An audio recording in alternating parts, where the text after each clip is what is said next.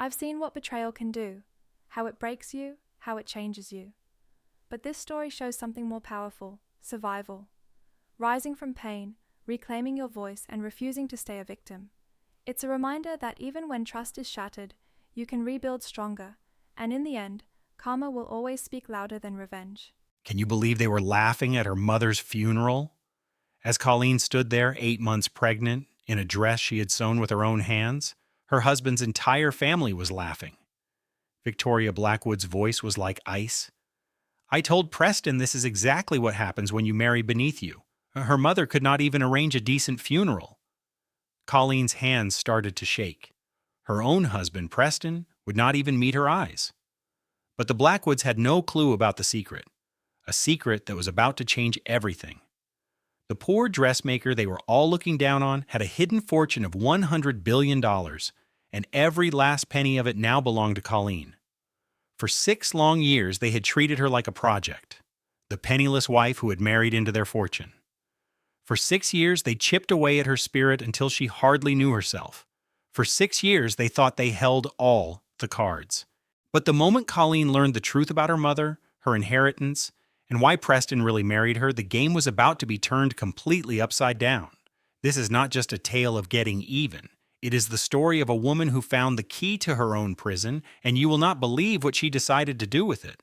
The Blackwoods had no idea what was coming for them. It is so often the case that the people who try to make you feel worthless are the ones who are truly empty. Your value is never decided by another person's failure to see it. And choosing to leave a place that harms you is not weakness. It is the bravest way to save yourself. This story is a powerful reminder that real strength is not always loud and forceful. It is the quiet courage to walk away from anything that makes you smaller and to build a life that is truly yours. It is the certain knowledge that you are worth more, even when the world tries to convince you that you are not. And it is the wisdom to know that the greatest inheritance is not money, but understanding your own worth. They were laughing at her mother's funeral. The entire Blackwood family was laughing. Colleen stood just inside the doorway of the Patterson family funeral home. She rested one hand on her round, pregnant belly. Her other hand held the door frame to keep herself steady. At 8 months pregnant, she wore a simple black dress she had made herself. She could see her husband's family gathered together at the back like a pack of wolves. Victoria Blackwood's voice sliced through the silent room with a painful edge. I warned Preston this is what happens when you marry below your class. The woman could not even pay for a respectable funeral service. The insult felt like a punch straight to Colleen's stomach. Her mother's coffin sat at the front of the room, covered in simple flowers. There were white lilies, cheerful yellow roses, and carnations of a beautiful, soft pink. Her mother had always adored carnations. She used to say they smelled just like a Sunday morning. Colleen's hand tightened on her belly, and the baby gave a sudden, hard kick right into her palm. It was like a small protest against the stress that was washing over her. She felt the little kicks. 1, then 2, then 3. It was as if her daughter could already sense that something was very wrong. The funeral home had a clean, chemical smell, a mix of lemon cleaner and fake flowers. Quiet, classical music was playing from speakers in the ceiling, a choice her mother would have despised. Maggie Hayes had loved old country music and gospel songs, which she would sing loudly and off-key while she cooked breakfast. Preston walked over to her, and for a short, silly moment, Colleen hoped he had come to comfort her. He looked so handsome in his dark gray suit, with his dark hair perfectly styled and his jaw set in a determined line. She used to think that determined expression was a sign of his inner strength, but after 6 years of being his wife, she had learned to read that look very differently. "My mother is right," he said in a low voice, so close she could smell his expensive cologne. It smelled like sandalwood and privilege. "This is embarrassing, Colleen. Why did you not just allow us to pay for a dignified service?" Colleen could only look at him. The words stuck in her throat. This was the same man who had picked a bouquet of wildflowers for her on their 3rd date, the man who had wept at their wedding, the man who had promised to love her through sickness and health, for richer or for poorer. "This is what Mom wanted," she answered, her voice so quiet it was almost a whisper. She wanted something simple. Preston's jaw tightened, and a tiny muscle jumped in his cheek. Everything about your family is simple. He turned and walked away before she could say another word. Not that she would have known what to say. 6 years of marriage had taught her that staying silent was usually the safest option. The service started right at 2 o'clock. Colleen sat all by herself on the front row. The old wooden bench groaned under her weight. Behind her, she could hear the Blackwoods whispering as they sat down 3 rows back. They were far enough away to show their disapproval, but close enough for her to feel their coldness. Pastor Williams spoke about finding peace in the afterlife. He talked about the comfort of heaven. He had been her mother's pastor for 30 years. He had watched Colleen grow from a little girl who always sat in the 3rd row at the First Baptist Church. His voice broke for a second when he mentioned Maggie's famous apple pie, the one she brought to every single church dinner. She made so many people's lives a little bit brighter with her generous spirit, he said. Her hands were never still. She was always sewing something, fixing something, or making something beautiful out of nothing. From the row behind Colleen, Sloane Blackwood whispered to her mother, "Can you believe she is actually wearing a dress she made herself to a funeral?" Victoria's answer was a quiet hiss, barely loud enough to hear. Like mother, like daughter. Colleen pressed her fingernails into the palms of her hands. She kept her eyes on the casket, on the beautiful white lilies that lay on top, and on the framed photograph of her mother. In the photo, her mother was smiling in her garden, with dirt on her hands and pure happiness in her eyes. When it was time for her to give the eulogy, Colleen stood up on legs that felt like they were made of sand. The short walk to the front of the room felt like it was 100 miles long. She grabbed the sides of the wooden podium to steady herself and looked out at the small group of people. There were 37 people there. They were neighbors, people from her church, some of her mother's sewing clients, and the Blackwoods who stared at her like she was on trial. "My mother's hands," Colleen started, her voice shaking. She stopped to take a shaky breath and began again. "My mother's hands were her greatest gift.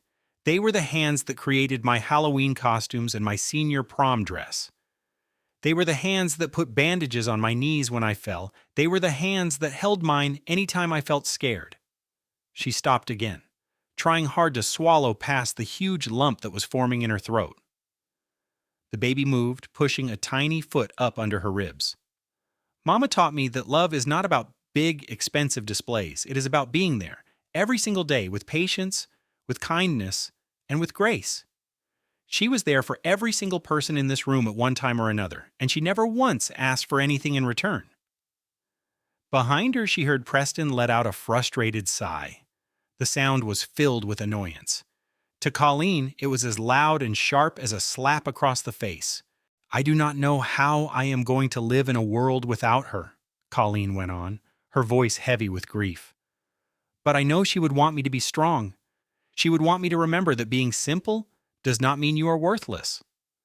That being homemade does not mean you have no value, and that real love never has to put on a show for an audience." As she said those final words, she looked right at Victoria Blackwood.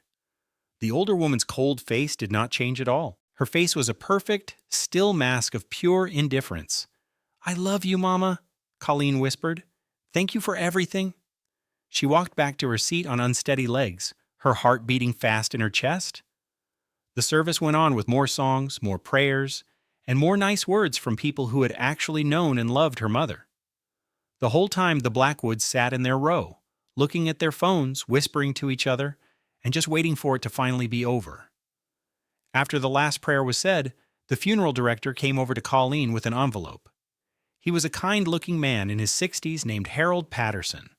He had also taken care of her father's funeral arrangements 12 years before. "Your mother left very specific directions," he said in a low, soft voice. "You are supposed to read this alone, after the service is over." Colleen looked down at the envelope. Her name was written on the front in her mother's lovely, flowing handwriting. The paper felt thick and expensive. "There is also a key," Harold said, "and an address." She was very firm about when you were supposed to get this. Before Colleen could even ask him what he meant, Victoria was suddenly standing right next to her. "We need to go to the reception. Our guests are already there waiting for us." The reception was going to be held at the Blackwood family mansion. This gathering should have been at my mother's home.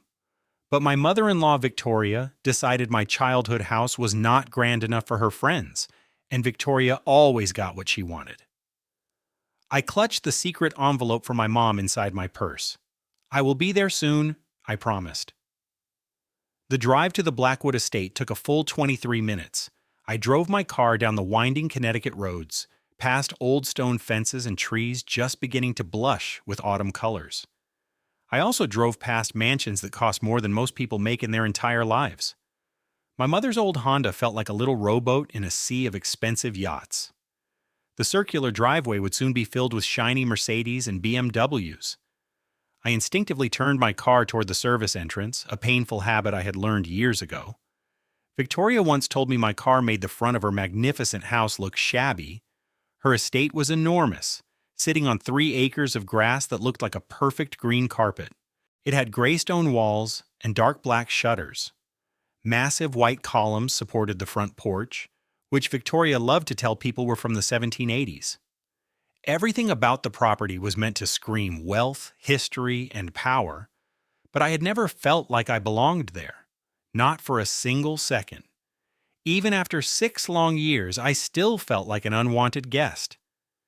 Inside, waiters from a fancy catering company moved through, rooms full of people who had never even met my mother. The air was filled with the clinking of crystal glasses and fake, polite laughter. The smell of expensive appetizers mixed with heavy perfume and the chemical scent of wood polish. I drifted through the crowded rooms like a ghost.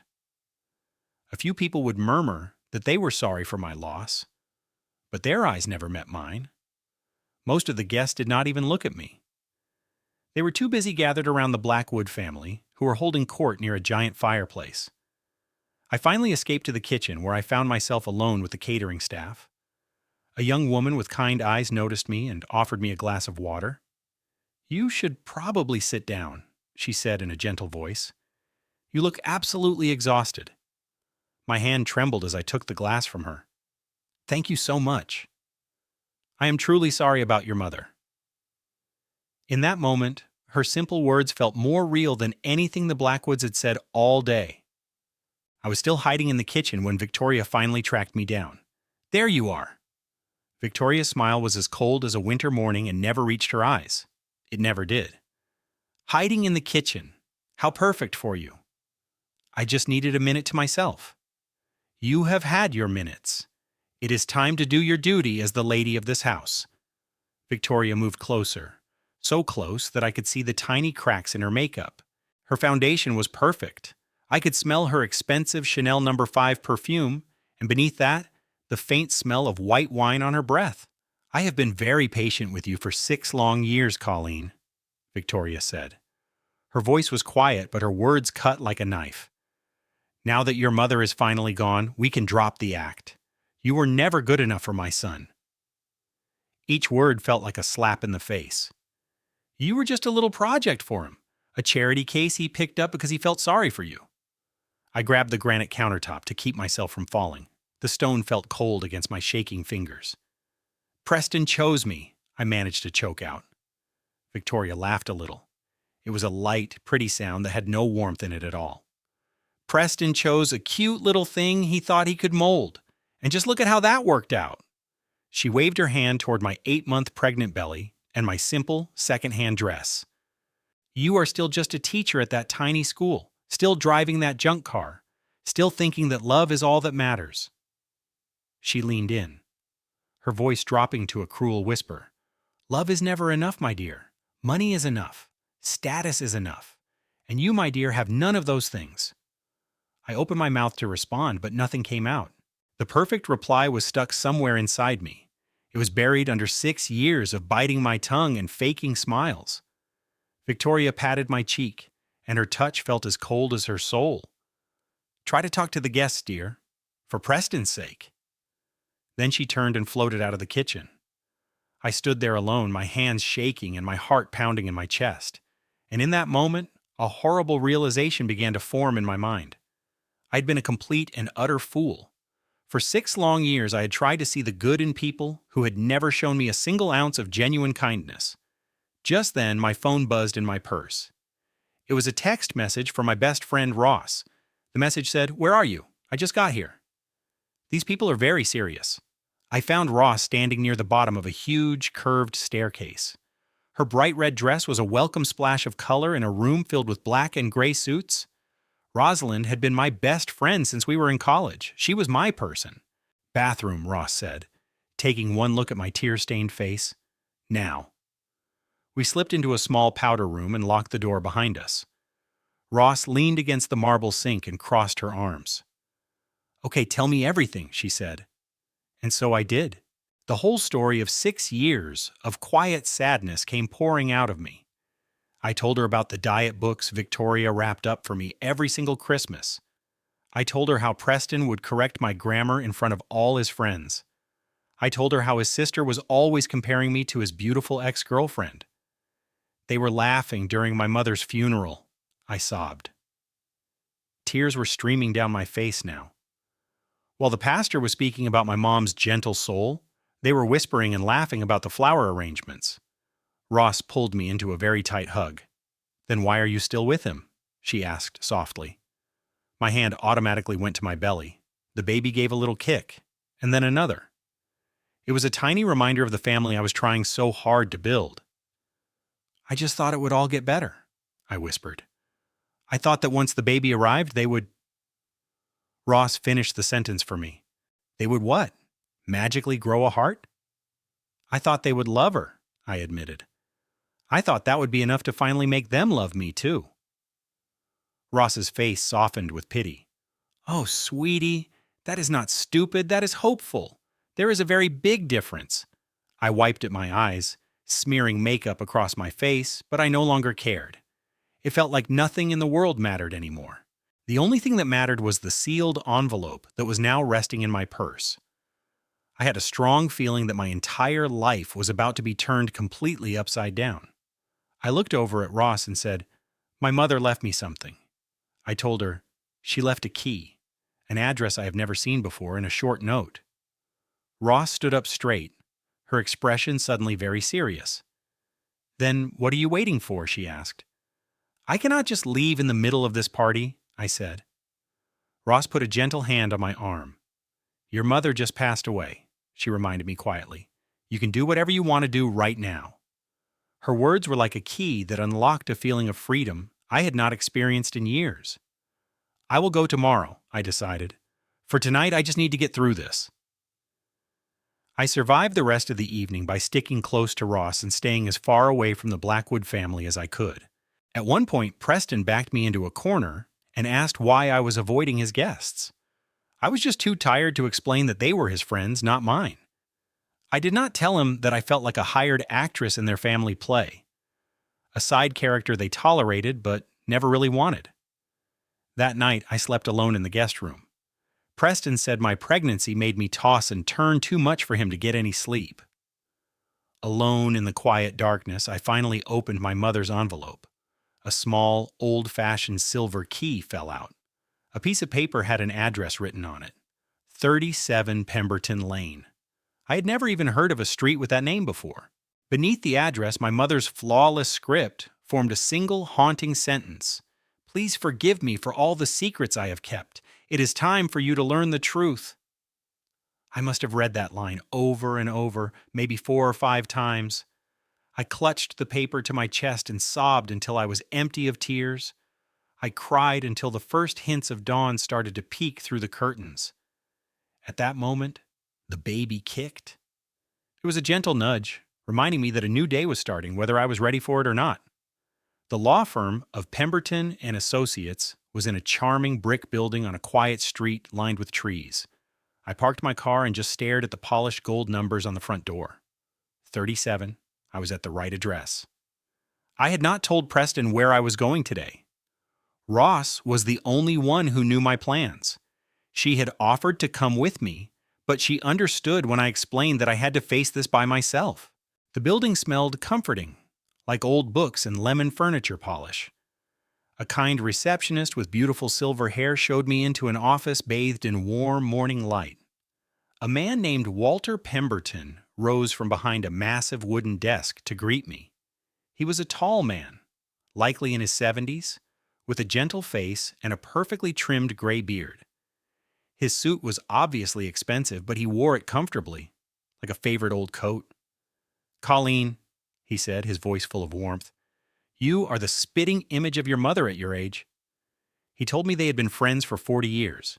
He motioned toward a leather chair. "Please, sit down. This may take some time." I carefully lowered myself into the chair. The baby began to kick furiously as if it could feel how nervous I was. Walter opened a folder on his desk. "I'm going to tell you a story that will sound utterly impossible," he started. "I only ask that you listen to the whole story before you say a word. Can you do that?"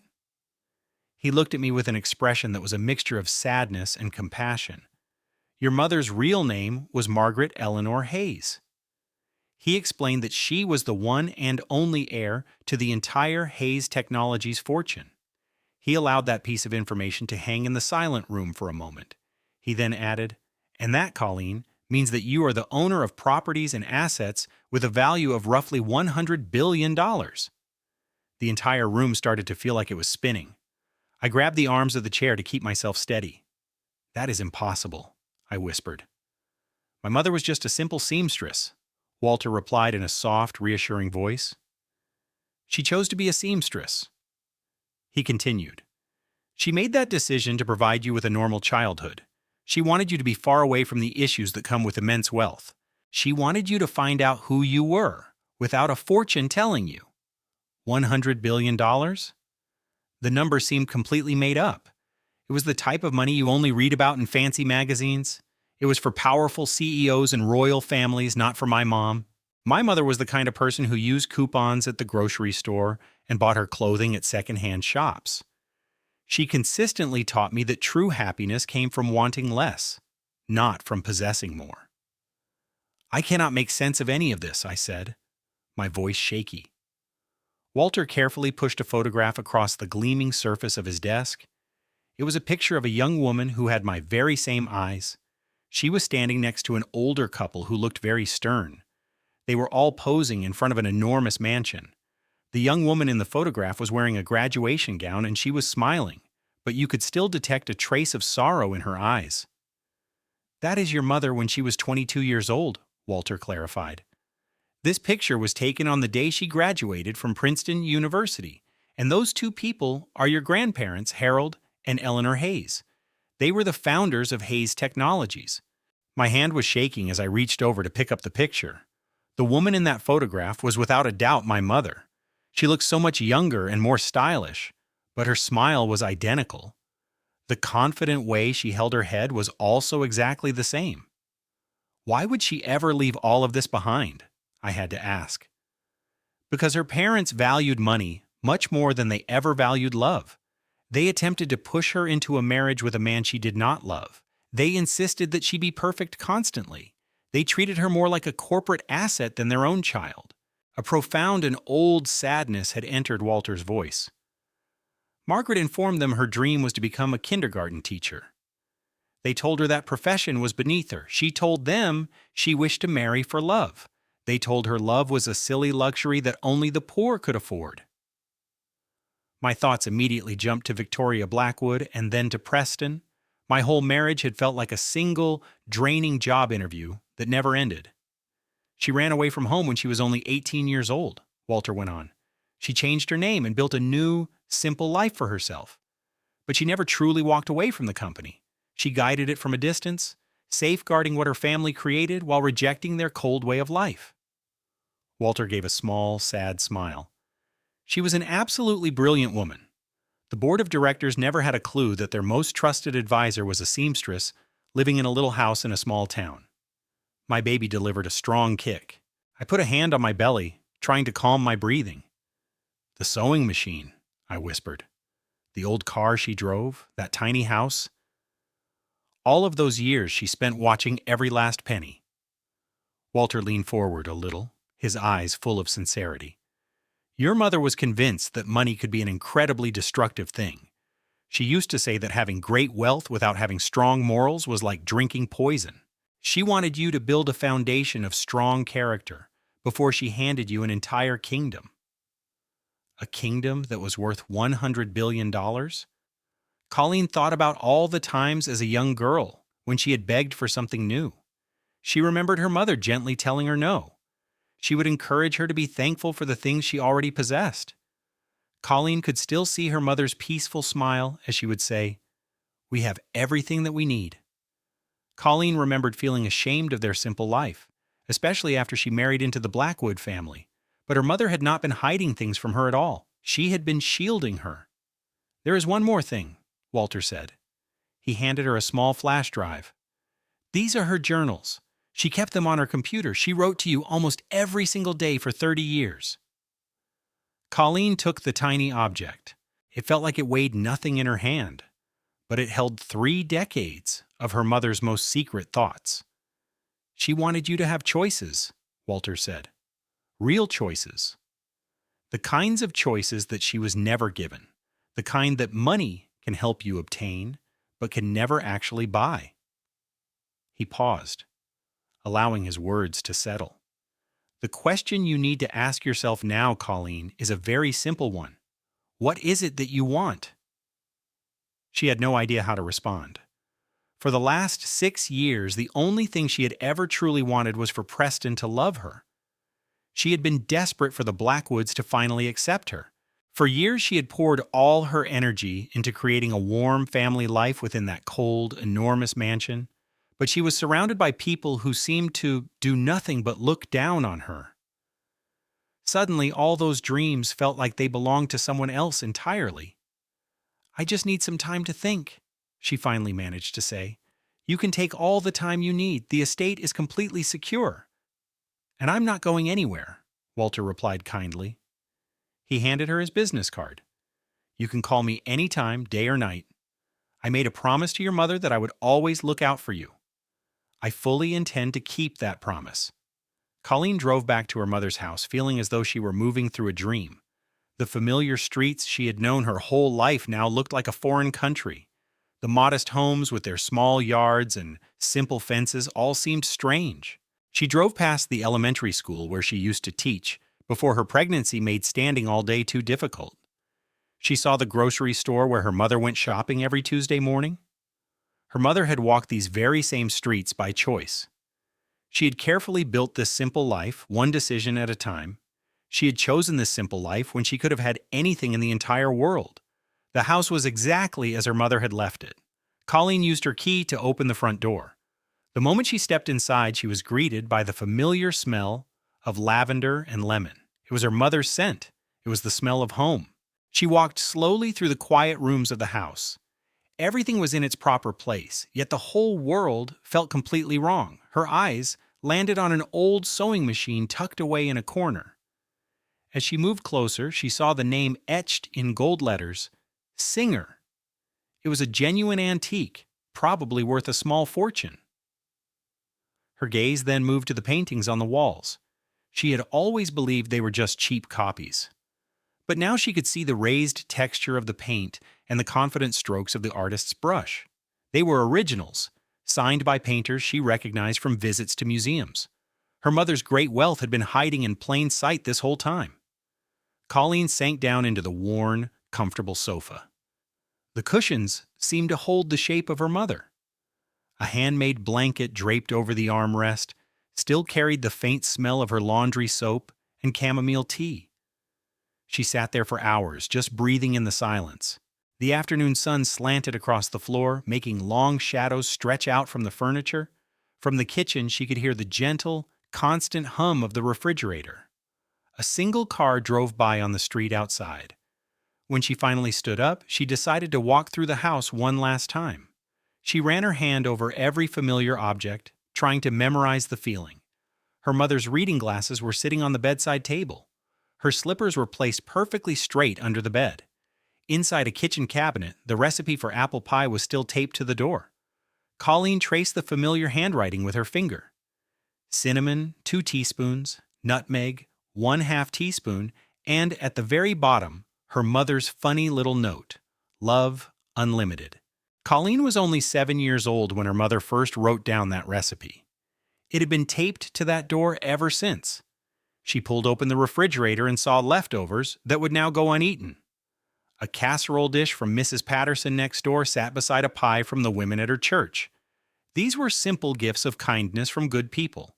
They had loved her mother without knowing anything about a secret billion-dollar fortune. Colleen went into her mother's bedroom and sat on the edge of the bed. She pulled a pillow into her arms and hugged it tightly, finally letting all the grief wash over her. The money did not matter. The secrets did not matter. The only thing that mattered was the empty space where her mother used to be. The sadness came in huge waves, taking her breath away and then pulling back, only to crash down on her again. She sat in the darkness as the day turned into night, watching the streetlights paint stripes of light across the walls. The entire time, her phone was buzzing nonstop. It was Preston, Victoria, and Sloane sending one message after another. They demanded to know where she was. They ordered her to come back immediately. They listed her duties and her social events, all the things that had felt so important just yesterday. She ignored every single one of them. Instead, she found an old laptop, put in her mother's flash drive, and started to read. The first entry was dated 30 years ago, from the day Colleen was born. My perfect daughter arrived at 3:47 this morning. She was 7 pounds and 4 ounces of pure magic. Holding her in my arms, I cried. I was crying because I finally understood something my own parents never did. Love is not about what you are given. It is about the person you are helped to become. I will spend my entire life being the mother this child deserves. I will protect her from the pain that I knew. I will give her roots so she always knows where she belongs and wings so she can fly. I will give her the freedom to find her own way in life. My love will have no conditions and no demands.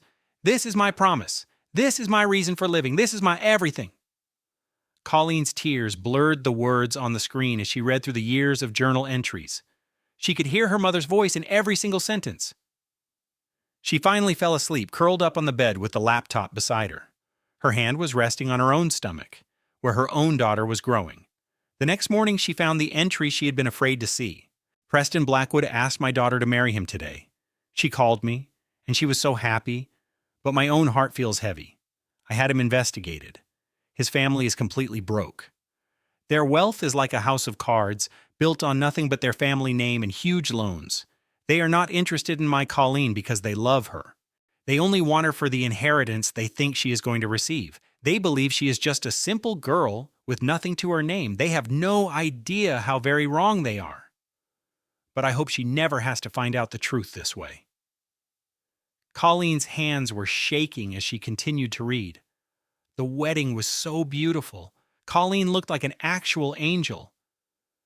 But I saw the way the Blackwoods looked at her.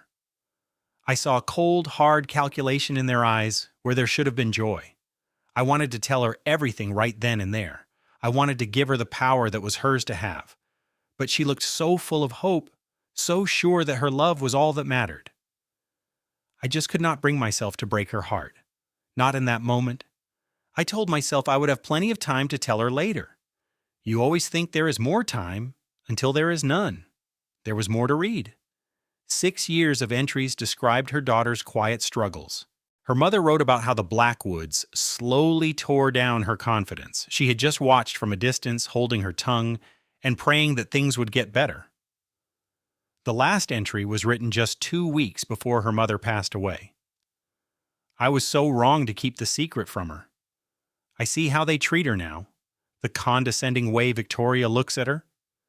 The way Preston is always correcting her in front of other people. The way she seems to get a little smaller every time I see her. I should have told her the truth years ago.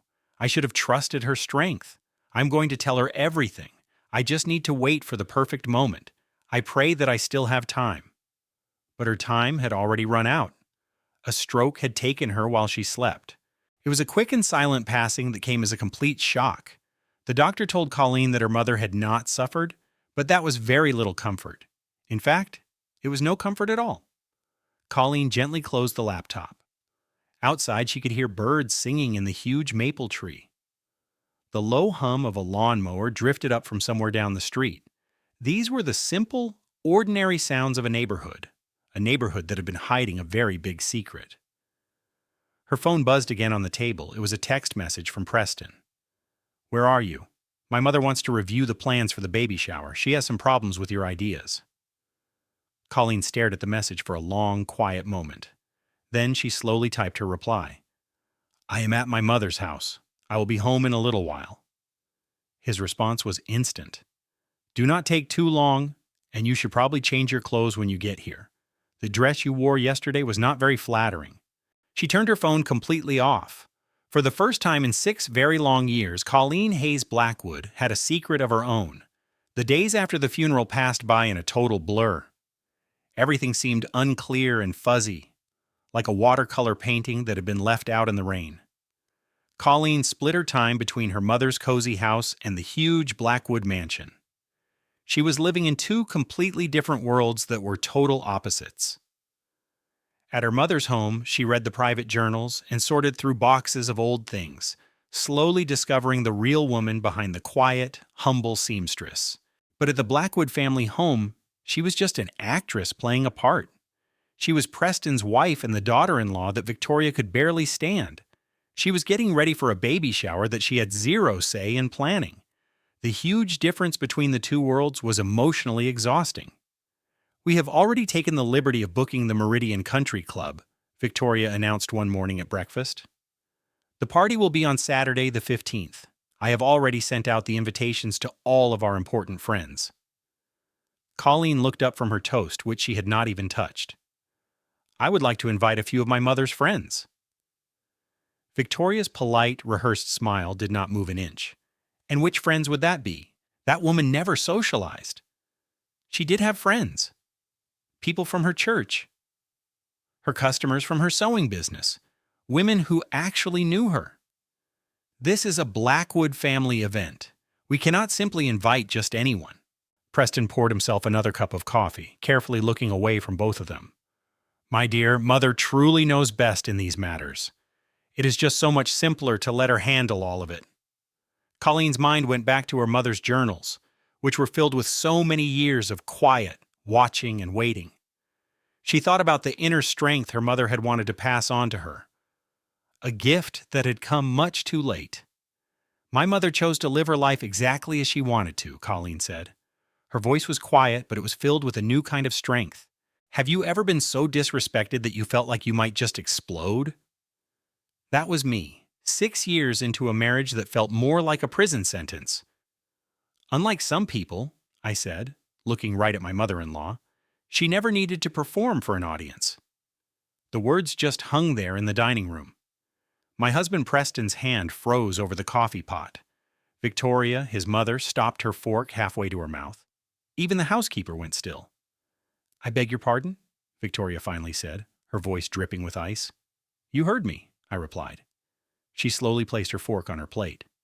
"I will assume your grief and pregnancy hormones are making you emotional, but I suggest you remember your place in this family." I looked her dead in the eye. "And what place is that exactly?" Preston finally spoke, looking completely baffled. "You are my wife. You are the mother of my child. What other place do you need?" A million unspoken things bubbled up inside me, but instead of letting them out, I pushed my chair back. It made a horrible scraping noise on the floor. "I need some air," I announced, and walked out.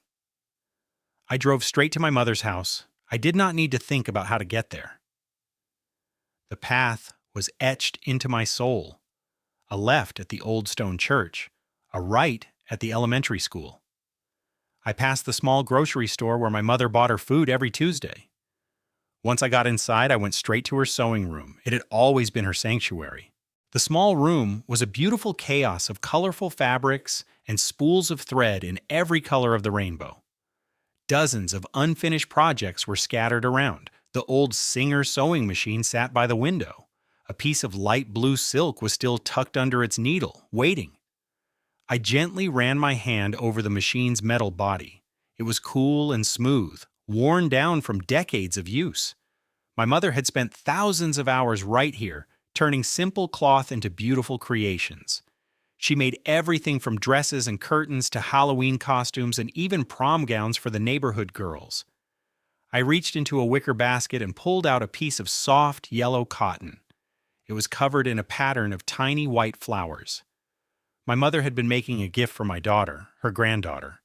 It looked like it was going to be a baby blanket. I held the soft fabric to my face and breathed in deeply. My mother's scent was still there, woven into every fiber. It smelled of lavender and fresh lemon. It smelled like the warmth that only comes from hands that have worked and loved for a lifetime. The tears started falling before I could stop them. I cried for the little blanket that would now never be finished by her hands. I cried for the grandmother my daughter would never get to meet. And I cried for all the family secrets that had died with her in the middle of the night. When there were no more tears left, I sat down at the sewing machine. I tried to remember the simple lessons my mother had taught me so many years ago. The familiar motions came back to me. My hands remembered how to thread the needle. My fingers remembered how to guide the fabric. I was making something whole again, one simple stitch at a time. I sewed for hours and hours, completely lost in the work. My stitches were not perfect, my seams were not perfectly straight, but slowly the blanket started to take shape. When I finally looked up, the light outside had changed. The bright afternoon sun had softened into a gentle evening glow. My back ached, my eyes were tired, and a strange new tightness was spreading across my belly. The very first contractions were beginning. But the blanket was almost done.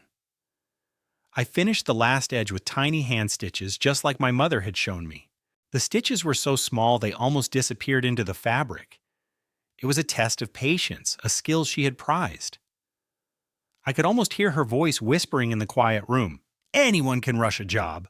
The real art is taking your time, do it right, and you can make something that lasts forever. I held up the finished blanket. It was not perfect. The corners did not line up exactly. One side was a little longer than the other. A professional would have been horrified. But I knew my daughter would be wrapped in love. She would be wrapped in the last thing her grandmother ever started. That was more important than perfection.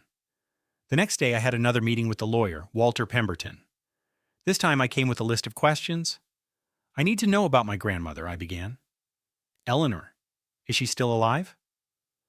Walter nodded his head slowly. She is 89 years old, and from what I hear, her mind is as sharp as ever. She is still living in the family home in Boston. I tried to process this. Does she know about me? She has known about you since the day you were born. Your mother sent her pictures of you every single year. She sent holiday cards and wrote long letters about your life. He took a breath. They never spoke on the phone. The memories were just too painful for both of them. But Eleanor always hoped they would find their way back to each other one day. My world was tilting on its axis. I had a grandmother I had never even heard of. A whole part of my family had been a secret. And my grandfather? Harold passed away from a heart attack about 15 years ago. Your mother actually went to his funeral, but she wore a disguise. She sat in the very back and left before anyone could talk to her. She never told me any of this, I whispered. She was trying to protect you from a difficult life, Walter said kindly. It was the greatest gift she could give you, but it was also the heaviest burden she had to carry. Now all of it belongs to you. The company, the fortune, the family name. Your mother left it all to you because she believed you were strong enough to handle it. I do not feel strong at all, I confessed. She did not feel strong at your age either, Walter said gently. Strength is not a feeling you have all the time. It is a quality you discover only when you have no other choice. I thought about his words on the drive back to my mother's house. I thought about strength and about secrets. I thought about all the choices that shape a person's life. Suddenly, the world looked different. I saw the simple homes with their neatly kept yards. I saw the elementary school where I had taught second grade for 3 years. I passed the church where my mother had prayed every Sunday. I could picture her there, singing the hymns a little out of tune. My mother had chosen this simple life. She had walked away from billions of dollars to build a life filled with purpose and love. I wondered what kind of life I would choose. Back in her kitchen, I opened her journals again. I was determined to read every single word. This time, however, she jumped ahead to the entries from the last year. Colleen came for dinner. She looked so worn out. She has deep, dark circles under her eyes that were not there 6 months ago. She keeps insisting that nothing is wrong. I know she is lying, but I do not know how to reach her. I cannot tell her the truth without completely destroying her reality. 3 months later, another entry appeared. Victoria called Colleen an ungrateful child in front of the entire family. I heard the story from Mrs. Patterson, who heard it from a friend at the club. My daughter just stood there and took it. She actually apologized for causing a scene. My brilliant, amazing daughter said she was sorry for just existing. I have let her down.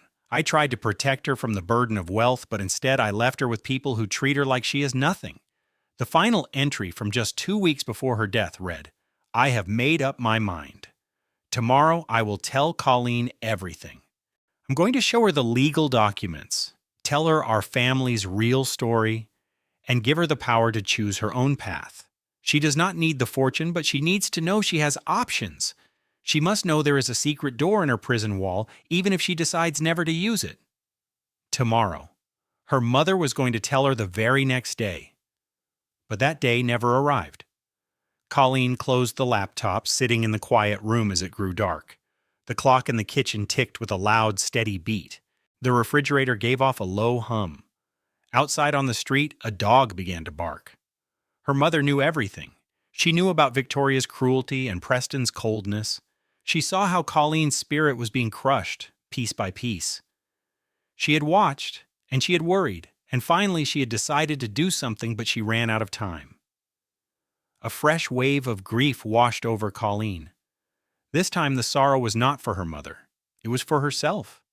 It was for the woman she could have been if only she had learned the truth sooner. It was for every choice she might have made differently. She pictured her wedding day, and the way Preston looked at her.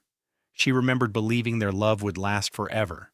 She remembered the first time Victoria criticized her cooking. She told herself that things would get better. She remembered the first time Preston dismissed her in front of their friends. She found a way to justify his behavior. All that time, she had blamed herself. She just tried harder to be good enough. 6 years of trying to be good enough. 6 years of shrinking herself, becoming smaller and smaller. 6 years of believing love could fix people who had no desire to change. And her mother had known all along. She saw it all happen and had to carry that awful secret alone. Colleen placed a hand over her belly. The baby gave a quick, sharp kick. I will not let that happen to you, she whispered to the empty room. I promise you, whatever it costs. The words felt like a sacred vow. They felt like the start of something brand new. She spent one more night in her mother's house. Preston called her twice. She let both calls go straight to voicemail. His messages were dripping with irritation. Where was she? What could she be doing? His mother was waiting to make the final decisions for the baby shower. The nursery still needed planning. He accused her of being irresponsible. Irresponsible. Colleen let out a sharp laugh, the sound echoing in the silent house. She was worth $100 billion.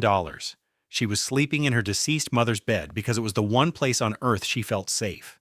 She was married to a man who saw her as an employee, not a wife, and he dared to call her irresponsible. The whole thing was so ridiculous it was almost comforting. It felt like she had finally received permission to be angry. It felt like the beginning of a cold, building rage. The following morning, Colleen drove back to the Blackwood property, seeing it all with new eyes. Everything looked completely different.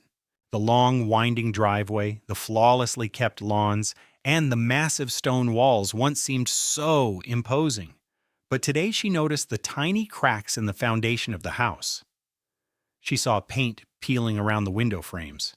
She saw a small sag in the front porch that no one had bothered to repair. The Blackwoods were not nearly as rich as they pretended to be. She remembered what Walter had told her. Their family was sinking in debt, keeping their heads above water with their famous name and a few clever loans. She remembered her mother's journal entry, marrying for a rescue. Preston was standing in the grand foyer waiting for her. His expression shifted from relief to annoyance and then to something that looked a little like concern. You ignored my calls, he said. I was grieving, she answered. Your mother died more than a week ago. You have to get on with your life eventually. Colleen just looked at him. She was truly seeing him for the first time, this man she had married, the father of her child. He was handsome, that was certain. But now she saw the cruelty in the set of his jaw. She saw the cold calculation in his gaze. He looked at her like she was an obstacle to be managed, not a person to be cherished. In a soft voice, she said, "You are right. Life goes on." She walked past him and went into the kitchen. He was right on her heels. "Your mother wants to discuss baby names," he announced. "She thinks Margaret is old-fashioned. She has a few other ideas." Colleen poured herself a glass of water. Her hands were rock steady. "I am naming her after my mother." Preston let out a short, dismissive laugh. "That is not a choice you get to make alone." "I beg your pardon?" she said. "This is our child, a Blackwood. The name matters a great deal." "Margaret was a Blackwood," Colleen reminded him. "She was your great-aunt." Preston's jaw tightened. "That is different." "How is it different?" He did not have an answer. Colleen watched him as he grasped for a reply. She saw the flash of anger in his eyes when he came up with nothing. "Let us just table this discussion for now," he finally said. "On hold." That was his go-to phrase. It was how he escaped any conversation he did not want to have. In 6 years of marriage, not one single argument he had put on hold was ever won by her. They simply vanished into a pile of unresolved problems. "No." The word landed between them with the weight of a stone. "What did you just say to me?" he asked, his voice low. "No, I am not putting it on hold. I am naming my daughter Margaret. It is to honor my mother, who we just buried." Preston's entire demeanor changed. She had stunned him. In their entire 6 years together, she had never defied him so directly. "Colleen, let us be sensible." "I am being sensible. I am being perfectly sensible. My mother is dead, and I want to find a way to remember her." What part of that is not sensible? Before he could think of a reply, Victoria swept into the kitchen. She was dressed in cream-colored silk pajamas with a pearl necklace. She looked perfect, graceful, and menacing. I heard raised voices. "Is there a problem in here?" Preston said. "Colleen is just getting emotional over the name for the baby." Victoria's gaze shifted from her son to Colleen. Her smile was polite, but it had a chilly undertone. "Well, of course she is. Grief can make people behave oddly." She walked toward the coffee machine. "But we must not let emotions interfere with a smart decision. This child will have the Blackwood name for her entire life. She must have a name with class and status." "Like Victoria?" Colleen asked. The older woman turned around, a flicker of surprise in her eyes. "If you wish, I would be very honored." "I would not be." The words hung in the air of the quiet kitchen. Something inside of Colleen was shifting. It was like a giant rusted lock clicking open or a thick stone wall beginning to crack. "I am naming my daughter Margaret," she stated, her voice filled with absolute certainty. "She will be named for my mother. My mother lived a life filled with goodness, grace, and strength. She made beautiful things. She helped her neighbors. And she loved people without expecting anything in return. I cannot think of a better person to name her after." Victoria's smile was still plastered on her face, but her eyes had turned to ice. "You are being terribly dramatic, dear."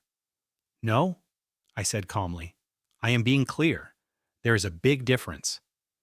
I walked out of the kitchen before either of them could respond.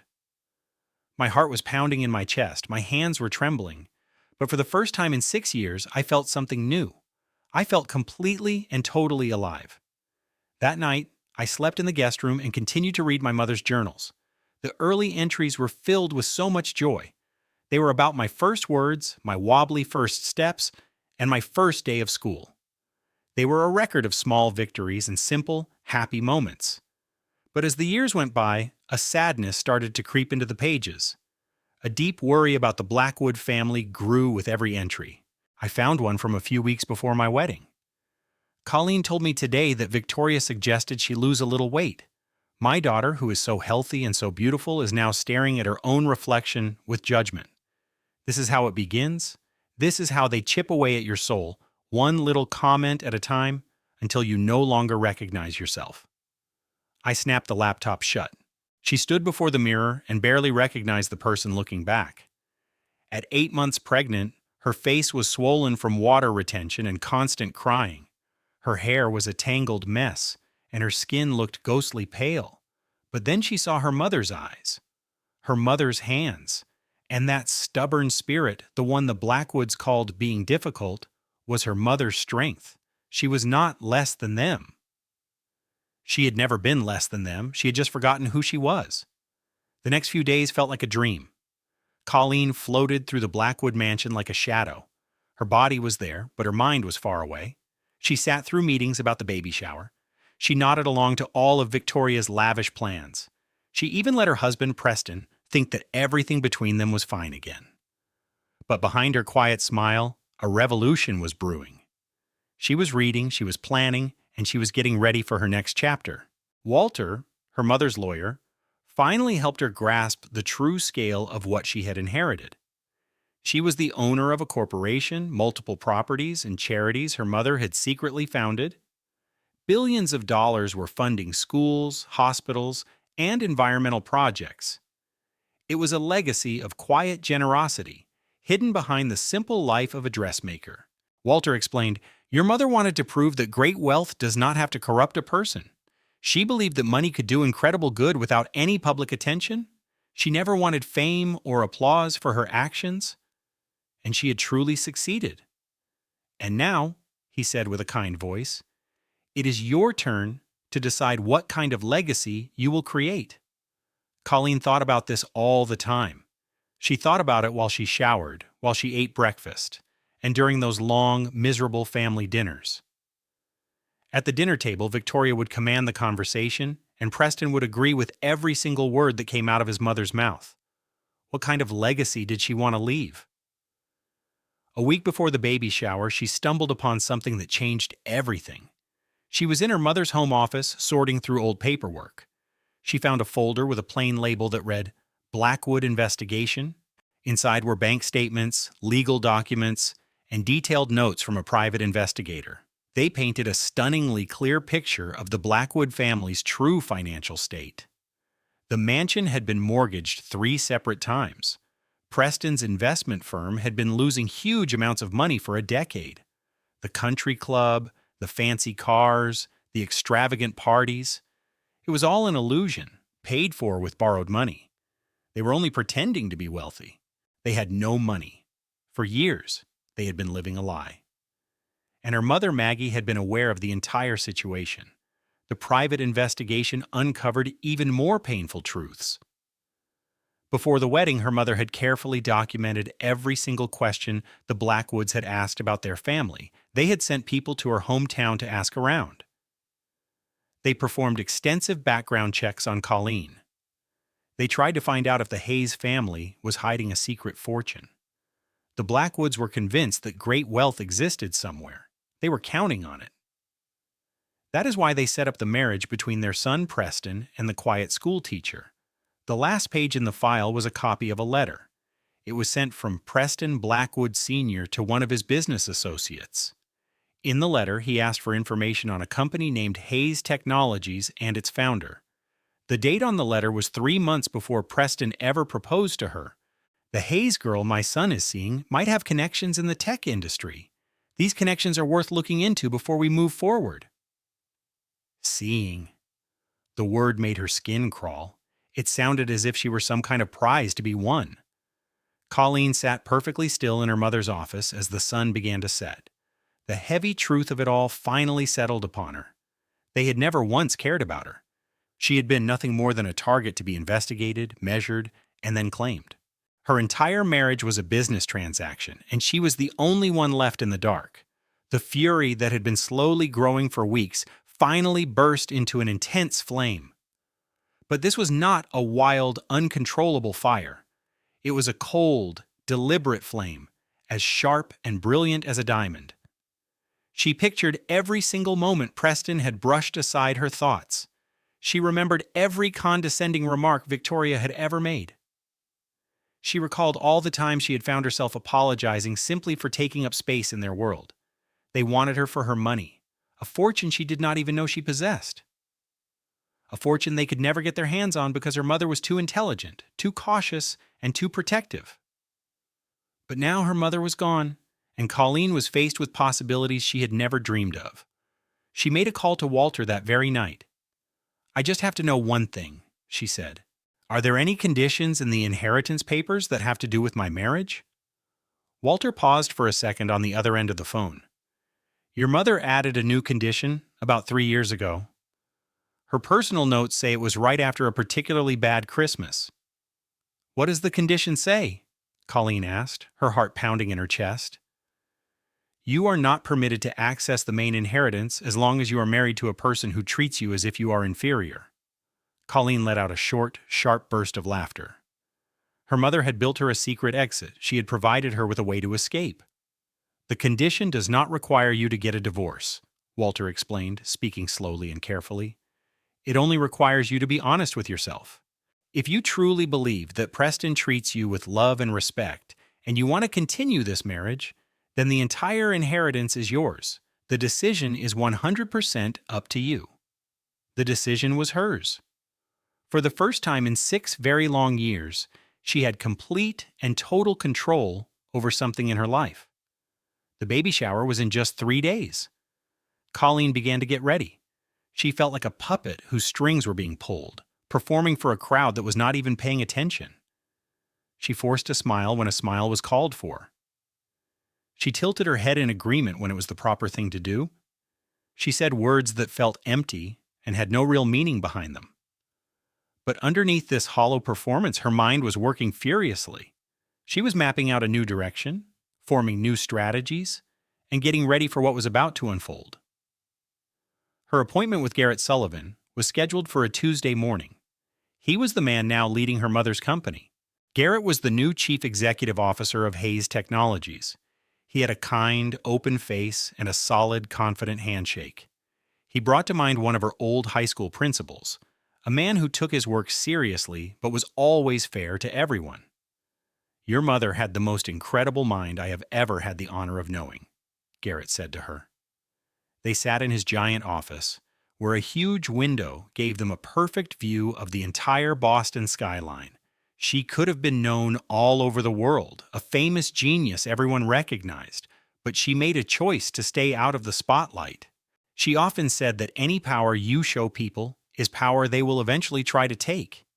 Colleen was confused. What did she mean by that? She was convinced that as soon as people learn you have influence, they begin scheming to get it from you, or they try to exploit you for their own benefit. Garrett gazed out the window at the city stretching out far below. She directed everything from behind the curtain. Her instincts were always spot on. She was the silent guardian of this company and all of its people. No one ever realized she was the one watching over them. Colleen looked down at the world below. Thousands upon thousands of people were living their lives, completely unaware of the invisible hands that were shaping their reality. "How many people are employed by the company?" she asked in a soft voice. 47,000 at our locations around the globe, and that number does not include our thousands of independent contractors and partners. The network your mother created impacts millions of lives. The immense size of it all started to weigh on her. $100 billion, 47,000 workers depending on her. Millions of lives under her protection, and she was dealing with all of this while 8 months pregnant, trapped in a marriage with no love and with no idea what to do with her own future. "I can't handle this," she whispered, her voice barely a sound. "Your mother spoke those exact same words when she stepped into this role," Garrett replied in a gentle voice. "And her father said them before she did. No one ever feels completely prepared for a duty this huge." He offered her a warm, encouraging smile. "That is why we do not carry this burden alone. We have entire departments of experts who have dedicated their lives to making sure this responsibility does not break the person who has to bear it." He leaned in just a little. "Your mother made a personal decision to carry that weight all by herself. That was the road she chose. You do not have to walk the same one." That evening, Colleen went to her regular checkup with Dr. Crane. He was her obstetrician, a pleasant man in his late 50s with salt and pepper hair and kind, perceptive eyes. "So tell me what is going on with you today," he said as he wrapped the blood pressure cuff around her arm. I just feel exhausted and completely overwhelmed by everything. My mother passed away not long ago. I saw that in the news. I am so very sorry for your loss, he said, making a quick note in her chart. Are you experiencing any physical symptoms I need to be aware of? Any headaches, swelling, or unusual cramping? Just the normal discomforts of being this far along, she replied. Nothing out of the ordinary. He nodded, but then he paused. His gaze was fixed on her upper arm. Colleen glanced down and saw the faint, yellowish mark on her skin. The bruise was from last week. Preston had squeezed her arm too hard when she suggested staying at her mother's house for a couple of nights. How did you get that bruise? The doctor asked, his tone perfectly even. Oh, that is nothing. I was just being a klutz, and I ran into a door. Dr. Crane was silent for a long moment, his expression impossible to read. Colleen, I have been your physician for 7 months now. He looked her straight in the eye. You have never struck me as the sort of person who is clumsy enough to run into doors. She did not answer him. She could not. The truth felt like a stone lodged in her throat, making it impossible for her to speak. There is support available, he said softly, if you ever feel you need it. There are professionals who are trained to help women in difficult circumstances. They provide complete confidentiality with no judgment at all. I do not need any help. Everyone needs help at some point in their life. She walked out of his office with a small, plain white card tucked away in her handbag. It had a phone number for a helpline, a website address, and the name of a counselor. Of course, she would not be calling that number. Preston did not really hurt her. He just had a habit of gripping her arm a little too forcefully. Or he would sometimes block a doorway if she tried to walk away in the middle of a disagreement. It was not what you would call actual abuse. Not the kind that leaves physical evidence you cannot explain away, but she knew, in a place deep inside, that she was just making excuses for his behavior. A quiet voice in her head was telling her so. It sounded just like the words she had discovered in her mother's private journals. It was the voice of every woman who had ever stayed too long, telling herself things were not that bad, and hoping that one day everything would somehow fix itself. But there is a huge gap between knowing that something is wrong and finding the strength to finally do something about it. The confrontation she knew was unavoidable came much sooner than she was prepared for. It all came to a head at a formal dinner party at the Blackwood family home. Have you ever been so disrespected that you felt something inside of you just break? If you have, then you need to hear this story. The entire family was sitting at a long, glossy mahogany table. They were eating roast beef with asparagus and drinking an expensive wine. Colleen could not have any wine because of the baby. Her mother-in-law, Victoria, was the queen of the table, as always. She was talking all about a charity event she was planning. She went on and on about how looks were everything and how the guest list needed to be perfect. Then, Victoria announced to everyone, and of course, we need to talk about what Colleen will wear. She continued, last year's event was a bit ruined by her unfortunate dress choice. We simply cannot have another public embarrassment like that one. Colleen slowly looked up from her dinner plate. What was wrong with my dress? She asked. It was not suitable, my dear, Victoria replied. It was a simple black evening dress, Colleen said. Victoria's voice was cold. It was purchased from a department store. An uncomfortable silence filled the entire room. Her husband, Preston, suddenly looked very interested in the asparagus on his plate.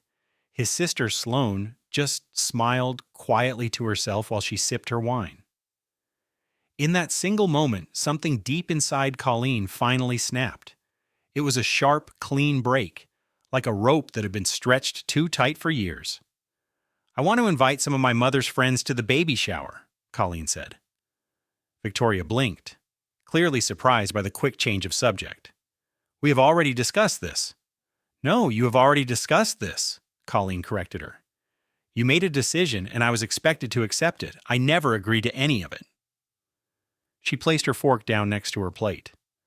My mother had friends who were like family to me. They helped raise me. I want them to be there to celebrate the birth of her first granddaughter. This is a Blackwood family event, Victoria stated flatly. This is a party for my baby. That means it is my party, and I will be the one who decides on the guest list. Preston coughed, a loud and obvious warning. Honey, let us not create a scene. I am not creating a scene. I am telling you what I want. There is a very important difference. Victoria's smile was as cold and brittle as a thin sheet of ice. It seems you are forgetting your place in this family. Maybe my place is not what you think it is. The words hung in the still air, sending a ripple of shock around the silent table. Preston shoved his chair back from the table and shot to his feet. Colleen, I think you should go lie down. You are just being overly emotional because of the pregnancy. I am not being emotional. I am seeing things with perfect clarity. For the first time in 6 years, my mind is completely clear. She stood up too, the legs of her chair making a screeching noise on the polished floor. I'm going to my mother's house tonight. I will come back in the morning. You are not just going to walk out in the middle of dinner. Just watch me, she said. She turned her back on him and walked out of the dining room. She went through the huge entryway and headed straight for the front door. That door had never felt like a warm welcome, only like an escape route. The drive to her mother's house felt like breaking out of a cage. With every mile she drove, she created more distance from the family that had never really accepted her. They had always found fault with her and put up with her, but they had never once shown her any love.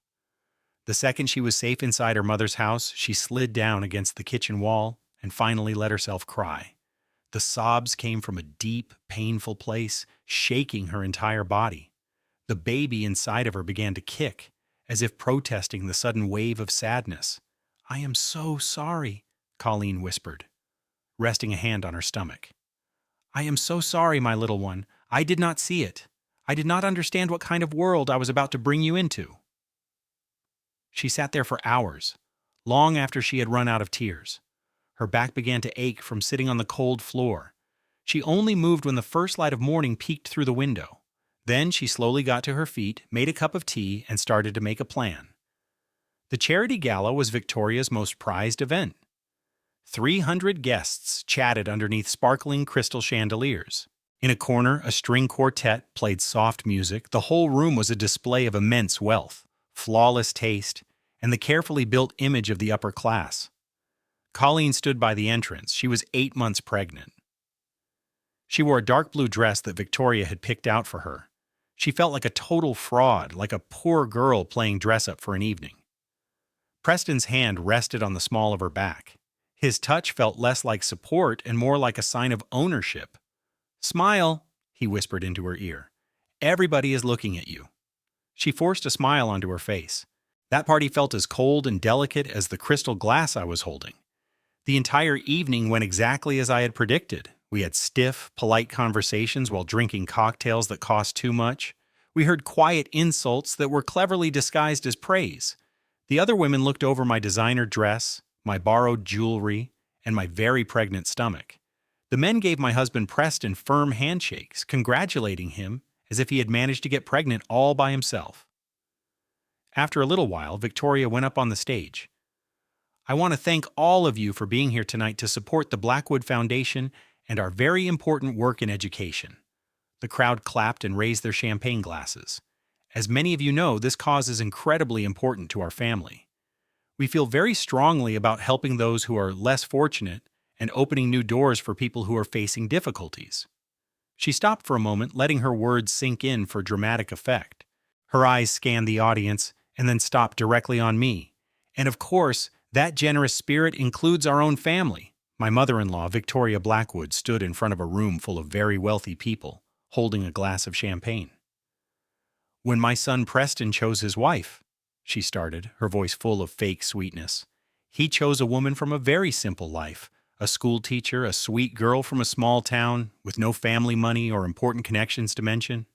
We welcomed her into our family with open arms, of course, Victoria said, her voice smooth as silk.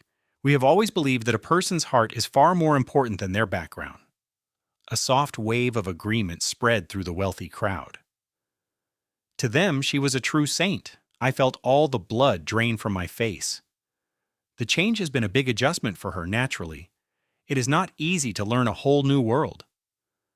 But we have been endlessly patient, guiding our dear daughter-in-law through every small mistake, every awkward moment, and every questionable outfit. A few quiet chuckles rippled through the guests.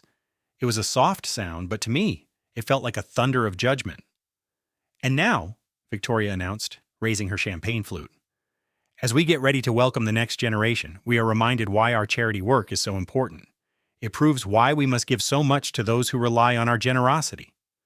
The applause was so deafening it made my head ache.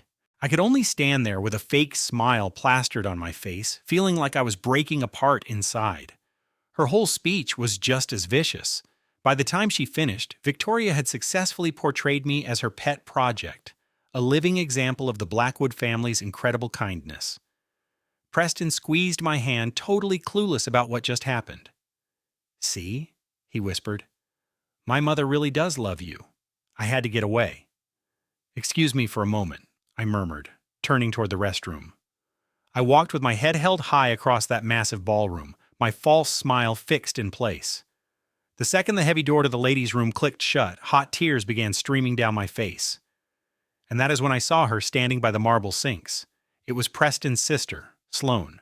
"You look like you have seen a ghost," she said, her normally sharp voice now softened by what looked like concern.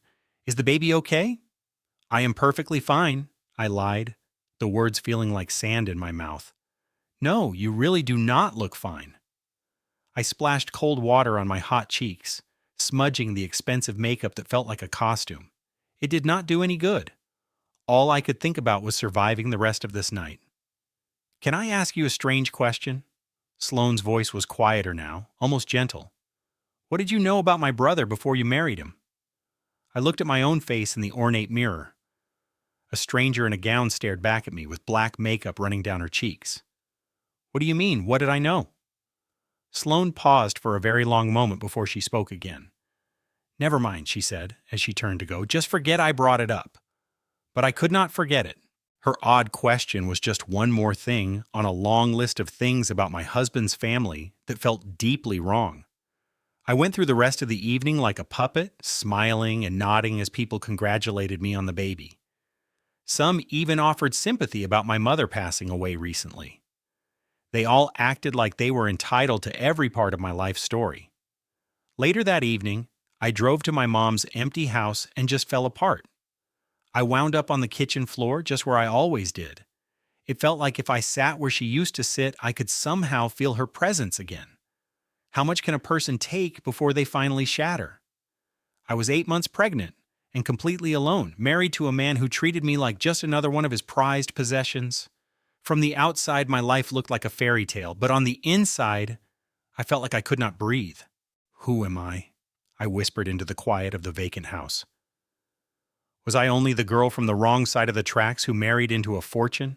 Was I some secret heiress that nobody knew about?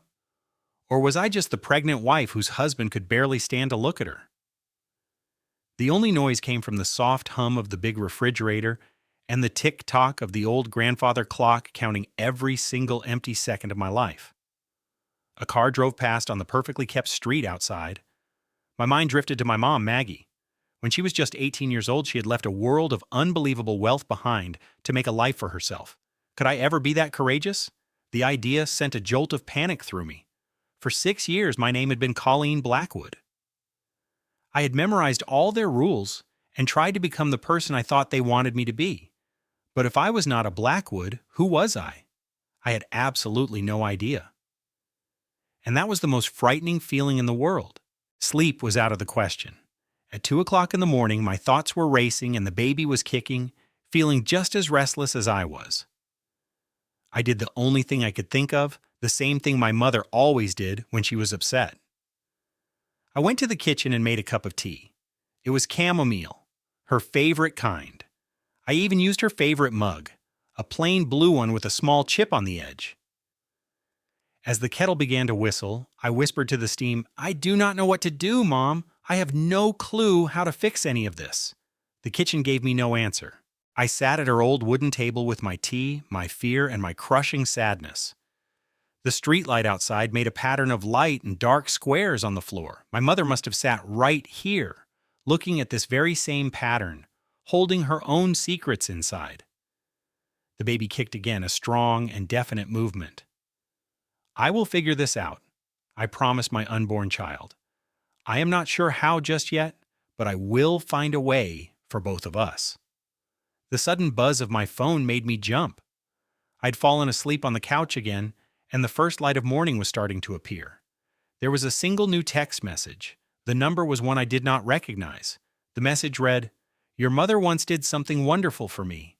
I believe it is time to return the kindness. Let us have lunch tomorrow. Eleanor Hayes." It was my grandmother. The woman I had never met. The woman my mother had run away from 40 years ago. I stared at her name on the phone's screen for what felt like an eternity. Finally, I typed back a simple answer. "I will be there." The cafe was a small, cozy place on a quiet street that the Blackwoods would never even notice. Eleanor Hayes was already waiting, sitting at a table near the window. I knew it was her as soon as I walked in. I had never seen a picture of her, but it was like seeing an older version of myself. We had the exact same eyes. We had the same stubborn set to our jaws. Even our hands looked the same, though hers were now traced with the fine lines of time. She was wearing simple navy trousers and a cream-colored shirt with a single, elegant string of pearls around her neck. "Colleen," she said, and her voice shook just a little, "you are the spitting image of your mother." All I could manage was a weak smile. "That is what I am always told." "It is the absolute truth," she said. "Please have a seat." I slowly lowered myself into the chair across from her. The baby felt like a heavy stone inside of me. "I was not sure if you would come," Eleanor admitted. "I was not sure either," I said honestly. We sat there for a moment in silence, two strangers connected by family and by the woman we both had lost. "I was a horrible mother to Margaret," Eleanor finally said, her voice filled with old sorrow. "I cared more about our family's reputation and our money than I did about her happiness. I expected her to be perfect when all I really needed to do was love her for who she was." Tears started to form in her eyes. "I lost my daughter for 40 years because I was so full of my own pride." I looked down at my own hands, which were resting on my very pregnant stomach. "She never talked about you." "I would not expect her to," Eleanor answered, her voice tight with emotion. "I hurt her more than you could ever know." She took a deep, unsteady breath. "I do not have any right to ask you for anything, and I am not here to make up excuses. I had to see you. I had to tell you how incredibly sorry I am, and I want to offer my help, if you will accept it." I looked closely at my grandmother's face, trying to see any sign of a lie, trying to find the cold, demanding woman my mother had written about in her journals, but all I could see was a deep, honest, and tired sadness. "My mother left me everything she had," I told her quietly. "I know," she said. "I helped her arrange all of it, the trust fund, all of it. Everything was done through our lawyers, of course. She would have never accepted my help in person." A small, sad smile appeared on Eleanor's face. "For 40 years, the only way we ever spoke was through our attorneys. It was not much of a relationship, but it was all we had." "So you knew? About the money she was saving? The life she made for herself?" "I knew she was using her inheritance to create something good," Eleanor said. "I knew she was trying to protect you from the kind of poison that can come with having a lot of money. I respected her for that, even if I did not understand it back then." The waiter came to our table and we ordered some coffee. The moment he left, Eleanor looked right at me. "Your mother always said that money should be a tool," she told me, "not the thing that defines you. She watched her own parents, and she watched me, make the awful mistake of letting our money decide who we were. She wanted a different life for you." Eleanor's look was direct and steady. "So I must ask you, did she do it?" "I have heard stories about your husband, Colleen, and about his family." My defenses went up immediately. "What kind of stories?" "That they do not treat you with kindness, that you have lost your own identity trying to fit in with them, that you are now stuck in the exact kind of a life your mother ran away from." Her words felt like they were hitting me, because every single one of them was true. I had to turn my face toward the window because I could not look at her anymore. "I am not here to criticize you," Eleanor said in a soft voice. "I am here because I let my daughter down. I will not let my granddaughter down. Whatever you require, Colleen, whatever is needed to set you free, I will provide it for you." "I do not even know how to begin," I admitted, my voice so quiet it was almost gone. "Then allow me to ask you this," Eleanor said. She leaned closer, and a new sense of purpose was shining in her eyes. What do you want, Colleen? Not what people expect from you. Not what is easy. Not what will avoid a fight. What do you, deep in your own heart, actually want? The question hit me with an amazing amount of power. I opened my mouth to speak, but nothing came out.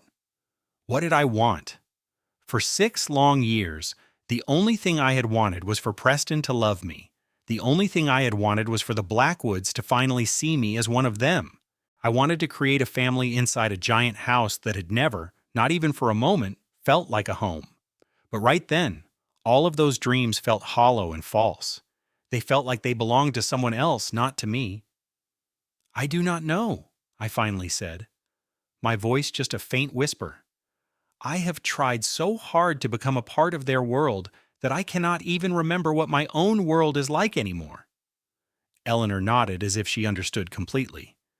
Your mother felt the exact same way when she was your age. She was lost, trying to discover who she was apart from our family's expectations. Leaving was the only way she could find her real self. I cannot just leave, I said, placing a hand on my round stomach. I am 8 months pregnant. It is true that you cannot just run away, Eleanor said gently, but you can stop moving toward the things that cause you so much pain, and you can start moving toward the things that might finally give you some peace. I considered her words, thinking about the big difference between running from your troubles and making a clear choice to change. I thought about the secret escape plan my mother had been trying to give me all this time. Your mother included a very specific rule in your inheritance, Eleanor went on. Did your lawyer, Walter, explain it to you? Yes, I answered. He told me about it. Then you must realize that you have a choice, a genuine choice. This is not a decision that your circumstances are forcing on you. This is a decision that is completely and totally yours to make. Eleanor pushed a large file folder across the table to me. I opened it. Inside, there was a pile of legal papers. They were the official details of the inheritance from my mother. I read one sentence again and again. My daughter must end any relationship that causes her to feel small. She is not permitted to access her full inheritance while married to a man who treats her as less than she is worth. I read that sentence 3 different times. I let the power of those words sink deep into my heart. My mother had built me an escape plan. She had written her permission for me to leave into a legal document. She gave me the one thing I needed more than anything else, a valid reason, a way out that was not about admitting I had failed, but about saving myself. She knew, I whispered. Somehow, she always knew. That night, I returned to my mother's small house with a new sense of purpose. I was not yet sure what my next step would be, but for the first time in a very long time, I felt like I had a clear path ahead of me. I stayed up all night reading every single word in the inheritance papers. Slowly, I started to understand the brilliant, protective plan my mother had created for me. The money was more than just a gift. It was a powerful tool, designed to give me choices without telling me what to do. The decision was completely mine to make. For the first time since my mother passed away, I felt something other than grief and fear. I felt strong. My new life started with a few quiet, secret steps. I felt like I was slowly gathering up the pieces of myself that I had given away to everyone else. I opened my own bank account. It was the first one that had only my name on it since before I was married. Preston had always insisted that we share everything. He said it was to keep things simple and to show we were a team.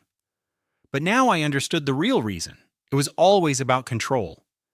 I transferred a small portion of my inheritance into that new account. It was not enough money to cause any suspicion, but it was a start. Then, I began to write everything down. I wrote down every cruel thing my mother-in-law Victoria ever said. I wrote down every time Preston used money to control me. I noted every time I asked for something small and was made to feel like I was greedy. 6 years of painful memories quickly filled an entire notebook, which I kept safely hidden at my mother's house. Seeing it all written out in black and white made the pattern so clear. I saw how Preston had slowly and deliberately cut me off from my friends. I saw how Victoria had chipped away at my self-confidence piece by piece. I saw how the whole family worked together to keep me quiet and powerless. One evening, my best friend Rose came to my mother's house. She brought Chinese food and a bottle of non-alcoholic champagne. "You are going to talk to me," she said, looking at me with total seriousness. "And I mean really talk. Not the polite, shallow conversation you have been giving me for the past few years." And so I did. For the next several hours, the entire story poured out of me. I told her about the inheritance, the secret clause in the will, and my slow, painful realization that my marriage was just a business arrangement. Rose listened to every word without ever interrupting me. When I had nothing left to say, she just sat with me in the quiet of the kitchen for what felt like an eternity. "I have bitten my tongue for 6 years, Colleen," she said at last. "I have watched you make yourself smaller and smaller. I watched you apologize for simply existing. I watched you turn into someone I barely even recognized." My voice was barely a whisper when I asked her, "Why did you not ever say anything to me?" She answered, "Because you were not ready to hear it. Because any time I hinted at it, you would defend them. You made up excuses for how they acted. You told me it was not a big deal." A powerful love was burning in Rose's eyes. "But you are ready now. I can see it on your face." I whispered, "I am so scared." She said, "That is a good thing." For 6 long years, they treated her like an object they owned. They chipped away at her self-worth until she could hardly recognize the person in the mirror. But they made one massive mistake. They had no idea who they were messing with. If anyone has ever made you feel small and you need a reminder of your own power, make sure you subscribe, because this story is for you. My friend Rose once told me that being brave does not mean you are not afraid. It means you are absolutely terrified, but you do the right thing anyway. I was standing in my mother's kitchen, the only place in the world where I felt I could breathe again. It was the one room where I was slowly remembering the person I used to be before all this started. I looked at Rose and I asked, "What happens if I try to do this and I fail?" She moved in closer and took my hand. "But my dear, what happens if you fly?" Then Rose said, "You have a chance to make something beautiful from this. Imagine your daughter seeing her mother be brave, instead of watching her mother surrender." My hand went to my stomach without a second thought. The baby inside me gave a sudden, firm kick. "I want her to be proud of me," I said in a quiet voice. My lawyer Ross was sitting with us at the table. He said firmly, "You have to fight them. You have everything you need to win this right here. You just need to be willing to use it." Our first move was to look into the Blackwood family's finances. What my new legal team discovered was much worse than anything I could have ever guessed. "Preston Blackwood's company has been trying to buy your mother's business for a very long time," my other lawyer, Garrett, told me. "They are desperate for cash to cover some very big debts." I had to know how much. "We are talking about tens of millions of dollars," he said. "The family estate has been mortgaged 3 separate times. Their investment company is bleeding huge amounts of money every single day. Their entire glamorous life is a complete fantasy, paid for with credit cards and the influence of their family name. I thought about the luxurious parties, the endless champagne, and all the expensive gifts. It was all a complete lie. The entire thing was a house of cards. Your mother rejected their offers for money every single time," Garrett went on. He explained the whole history to me. My mother had recognized the Blackwoods for exactly who they were. "I am convinced they set up your marriage as one last desperate move to get to her fortune," he concluded. "They assumed your family had some kind of secret wealth. They were betting that if they waited long enough, they would eventually get their hands on it." The rage that had been simmering inside of me for years turned into a cold, hard sense of purpose. They had stolen 6 years of my life from me. They had tricked me into a marriage, using me like a key to try and open a safe. And they had come up empty. My mother was smarter than them, more protective, and far more careful. But now I was the one who held all the cards, and the Blackwoods had no clue what was about to happen to them. I glanced down at my wedding ring, at the huge diamond Preston had made such a big show of giving me. I remembered thinking how magnificent it was, feeling like the luckiest person on earth. Now I saw it for what it was. It was a brand, a claim of ownership that they had disguised as love. What would happen to my mother's company if the Blackwoods got that money? I asked Garrett. Frankly, he said, they would rip it to shreds and sell off the parts. They would shut down the successful departments, fire thousands of employees, and destroy everything your mother built just to pay off their own debts. My voice was completely steady when I spoke again. That is not going to happen. No, Garrett said gently. It is not. I began to pack my things that very evening. I was calm, and I did not cry a single tear. I only packed the items that were truly mine. I packed the books that Preston had always called clutter, the photographs of my mother that I cherished, and the baby blanket I had just finished knitting from her old yarn. Ross helped me move my belongings to my mother's house.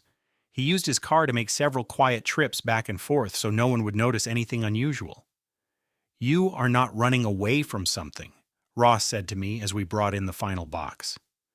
You are walking toward the woman you were always meant to become. I nodded my head because I knew that he was right. That one single thought changed my entire perspective. I was not leaving in disgrace or admitting I had lost. I was making a conscious, powerful decision for my own future. Everything was in place 3 days before my daughter was due to be born. The bank accounts had been separated, the legal documents were all signed, and my friends were on standby, ready to help. The only thing left to do was to say goodbye. Preston found me in the enormous front entryway of the Blackwood mansion. My single suitcase stood by the door, his look changed from confusion to rage. And then, for the first time ever, I saw a new expression on his face, which was pure fear. What do you think you are doing? He demanded. I am leaving you, Preston. He laughed and said, You cannot just leave. You are having my baby in 3 days. I corrected him gently. Our baby? And yes, I can. As a matter of fact, I am choosing to leave. He started to walk toward me, but I took a deliberate step back. The air between us was heavy with 6 years of unspoken words. Is this about the baby shower? He asked, trying to sound like the voice of reason. Is it because of what my mother said? We can figure this out. I will talk to her. I said in a firm voice. This is not about the baby shower, or the party, or any one single incident.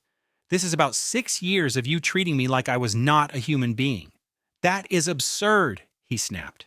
We have given you absolutely everything. You have given me nothing, I answered. You have taken my confidence, my happiness, and my faith in myself. You chipped away at me a little more each day until I forgot what it even felt like to be a complete person. Preston's charming mask finally crumbled, showing the horrible truth that was hiding underneath. You are just being emotional. You are hysterical. It is because of the pregnancy. No, I said. This is me speaking my mind for the very first time in 6 years. At that exact moment, the front door swung open. Victoria and Preston Jr. were just getting home from a lunch at their country club. They stopped in their tracks when they saw what was happening. What is going on here? Victoria demanded. Colleen is having some sort of breakdown, Preston said, trying to regain control. She has this wild idea in her head that she is leaving. I do not think I am leaving, I said calmly. I know I am. Victoria's eyes moved from my face down to my suitcase. Then her eyes locked back onto mine, to my steady hands and the determined expression on my face. And in that moment, I saw a flicker of understanding in her eyes. You need to think about what you are giving up, Victoria said, her voice becoming as cold as ice. The money, the family name, and the kind of life your child should have. What will everyone think? I no longer care what other people think, I replied to her. My only concern is what my daughter will think about the life I made for her when she is old enough to know. My sister-in-law, Sloane, appeared at the top of the stairs. She must have overheard our raised voices. A strange, hopeful expression appeared on Victoria's face. Her tone shifted, becoming unpleasantly sweet and filled with fake concern. Colleen, my dear, I know I can be hard to deal with, but everything I have ever done was for your benefit, to help you improve, to make you deserving of the Blackwood name. Deserving? A short, sharp laugh escaped my lips. That is the entire issue, Victoria. I have always been deserving. I have always been more than enough. You just had to make me think I was not so you could have power over me. Preston suddenly moved forward, his fingers gripping my arm so tightly it hurt. "You are not leaving this house with my child," he threatened, his hand feeling like a steel trap. Have you ever been betrayed so deeply that your entire world felt like it was falling apart? If so, then you will want to see how this woman completely turned the tables on a family of experts in deception. Colleen glanced down at his hand crushing her arm, and then she looked him straight in the eye. "Let go of me." His grip just got tighter. "I already told you. You will stay right where you are." "And I already told you that I am leaving," she answered. Her voice was low and cold. It carried a sense of finality that made him hesitate. The expression in her eyes was so intense that he released her arm and took a step back without even realizing it. At that moment, Sloane's voice cut through the tense silence from the landing above. "Why do you not just tell her the truth, Dad? Tell her the real reason you chose to marry her." "Sloane, you will be silent this instant," Victoria hissed at her daughter. "Do not you dare speak another word." "No," Sloane replied, as she began to walk down the stairs. "I am finished with being quiet. I am finished with pretending this family is something that it is not." She paused halfway down the staircase. "Colleen deserves to know what truly happened." All the color drained from Preston's face, making him look unwell. "Sloane, I am begging you, please do not do this." "Tell her," Sloane insisted. "Tell her about the entire plan, the whole dishonest reason for this marriage. Tell her that you looked for her because you were convinced her family was hiding some kind of secret fortune." Colleen turned around very slowly, her eyes fixed on her husband. Her voice was as steady as stone. "Tell me?" And so, he did.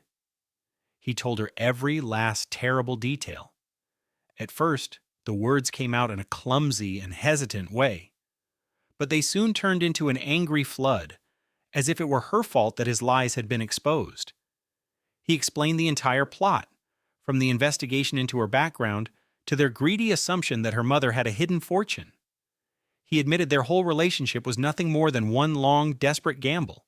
They really thought that if they were just kind enough, just patient enough, the fortune would eventually be theirs. For 6 whole years, Colleen had devoted 6 years of her life to them, and every single second was built on a terrible lie. When Preston had finally finished speaking, Colleen calmly reached for her suitcase. Her hands were perfectly steady, her voice was completely even. "Now it is my turn to tell you something. This is a message my mother never had the opportunity to deliver."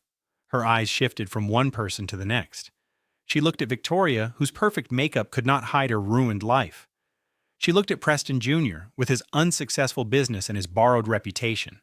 She looked at Preston, with his handsome face and his completely hollow heart. At last, her eyes landed on Sloane, the only one who spoke the truth in the end, even if it was far too late to make a difference.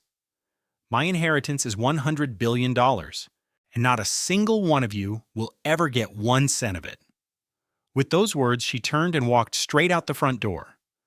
The drive to her mother's house took only 23 minutes. She did not cry a single tear. She did not yell in anger. All she felt was an unusual, empty lightness. It was as if a massive weight had been lifted from her shoulders. It felt like a prison door had at last swung open. 3 days later, she began the process of filing for divorce. And on that very same day, she went into labor. The hospital room was bright and sterile, filled with the soft beeps of medical equipment. Colleen clutched the bed rails, breathing deeply through another contraction. Ross was there with her, holding her hand firmly. "You are doing amazing, Colleen. You are almost there." Dr. Crane's voice was calm and soothing. "You are so very close. We just need one more strong push." Colleen pushed with all the strength she possessed. Her whole body shook from the strain, the pain, and the incredible force of bringing a new person into the world. And then she heard it, the cry of a baby. It was powerful and loud and full of life, and it was the most wonderful sound she had ever heard. "You have a daughter," Dr. Crane announced, "and she is absolutely perfect." A nurse carefully placed the tiny baby on Colleen's chest. She was so small, red and wailing, with a wrinkled face and tiny closed fists. Her cries were strong, making sure everyone knew she had arrived. "Hello, Margaret," Colleen whispered. "I've been waiting for you for a very long time." The baby stopped crying right away. Her dark, newborn eyes looked around as if she were trying to find something. They found her mother's face, and she grew still. "My name is Colleen," she said gently. "I am your mother, and I am going to make a promise to you right now. I will never allow anyone to make you feel like you are not important. I will never allow anyone to tell you that you are not good enough. You are my entire world. You mean everything to me." The tears finally began to stream down her face. They were not tears of sadness or of fear. They were tears of pure joy for this single, perfect moment. This was her daughter. This was her new reason for being. The next few days were a blur of feedings, diaper changes, and not much sleep. Colleen made her mother's house her own. She filled it with baby items and fresh flowers, creating a home that was filled with genuine warmth. Ross came by every day bringing meals and constant encouragement. Her great-grandmother Eleanor visited for the very first time. She held the baby with trembling hands as happy tears ran down her wrinkled face. "She looks exactly like Margaret," she whispered. Walter, the family lawyer, stopped by with documents to sign and offered some comforting words. "Take as much time as you need to recover," he said with a kind smile. "The business is in excellent hands and the finances are secure. Just put all your focus on your little girl." Dr. Crane even came to the house to check on them. "You are both recovering wonderfully," he said to her with a gentle expression. "You are doing an incredible job." Even Garrett Sullivan sent a very large bouquet of flowers. The card that was included with it simply said, "Welcome to the world, Margaret. Your grandmother would be so incredibly proud." 1 month later, she held a press conference. Colleen sat at a long table inside a conference room at Hayes Technologies. She looked out at a crowd of journalists and the bright flashes of their cameras. "My name is Colleen Hayes," she started. "I'm using my mother's family name to honor her. Margaret Hayes decided to live a quiet life, but she built something truly amazing. She created a company that gives jobs to nearly 50,000 people all over the world. She also started a foundation that supports education, healthcare, and protecting the environment. It is a legacy of compassion that has made millions of lives better." Colleen paused for a second, taking a deep breath before her next major announcement. "I am here today to declare that I will be taking over to lead that legacy into the future. I am doing this not because I have to, but because I want to. My mother always told me that money is just a tool. It does not define who you are. I believe that as well." The reporters had many questions about her mother, the company, and what she planned to do next. She answered each one with confidence and sincerity. She did not bring up the Blackwood family, not even once. She did not need to. What happened after that was no surprise to anyone. Preston's efforts to contest the divorce collapsed after his family's major financial troubles were made public. Their family estate was sold, their investment firm went bankrupt, and the Blackwood name, the one thing they valued most, was suddenly worthless. In an unexpected turn of events, Sloane contacted her. She was not asking for money or for forgiveness. She seemed to be simply searching for a way out of her own circumstances. "I only married into that family because I thought I had no other choice," she admitted to Colleen when they met for coffee. "But you proved to me that there are other possibilities, that you can just walk away from everything. I am starting to think that maybe I can do that too." It was not the beginning of a new friendship, at least not immediately, but it was something authentic. It was a bond formed on truth rather than on secrets and lies. One evening, Colleen was sitting in her mother's kitchen, which was now her own. She was holding baby Margaret, who was sleeping soundly in her arms. The baby's face was so peaceful and perfect. She was a dream Colleen never even knew she had.